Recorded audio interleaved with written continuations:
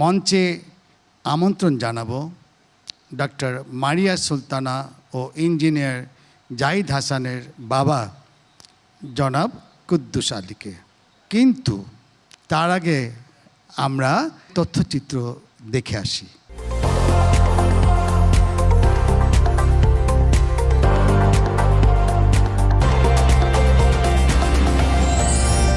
কুদ্দুস আলী শরীয়তপুরের নড়িয়া উপজেলায় 1968 সালে এক কৃষক পরিবারে জন্মগ্রহণ করেন। তিনি বর্তমানে বাংলাদেশ পুলিশে নায়ক পদে কর্মরত আছেন। নিজের পেশায় সততা দেখানো এই সংগ্রামী বাবা তার 2 সন্তানকে করেছেন প্রতিষ্ঠিত। মেয়ে মারিয়া সুলতানাকে বানিয়েছেন ডাক্তার, আর ছেলে জাহিদ হাসানকে বানিয়েছেন ইঞ্জিনিয়ার। নিজের জীবনের শখ আহ্লাদ ঠিকমতো পূরণ করতে না পারলেও সন্তানদের ঠিকই প্রতিষ্ঠিত করেছেন কুদ্দুস আলী। আজ তিনি মাথা উঁচু করে গর্ব করেন সন্তানদের জন্য।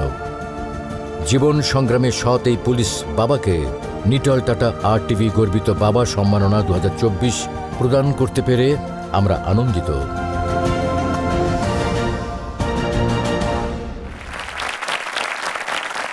এবারে সম্মাননা প্রদানের পালা। RTVর প্রধান নির্বাহী কর্মকর্তা সৈয়দ আশিক রহমানকে অনুরোধ করছি আজকের অনুষ্ঠানের প্রধান অতিথি মেয়র আতিক সাহেবকে সাথে নিয়ে মঞ্চে আগমন করার জন্য।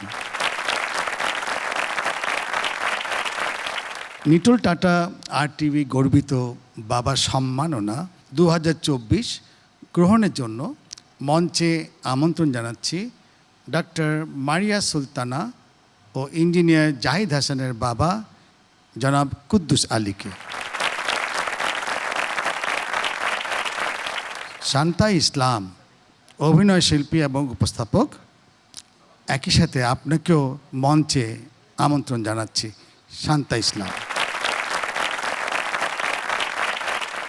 শান্তা ইসলাম এবং সৈয়দ আশিক রহমান মেয়র সাহেবের সামনেই কুদ্দুস আলীকে উত্তরীয় প্রদান করছেন। মেয়র মহোদয় ওনাকে ক্রেস্ট প্রদান করছেন। জনাব কুদ্দুস আলী সাহেব, আপনাকে একটু অনুরোধ করছি আপনার কিছু অনুভূতি আমাদেরকে বলার জন্য। আমি অনুভূতির ভিতরে এতটুকু বলবো যে আমাদের সন্তানদের ইচ্ছে করলে আমরা অনেকেই অনেক উপরে পর্যায়ে নিয়ে যেতে পারি, যদি আমাদের একটু চেষ্টা থাকে।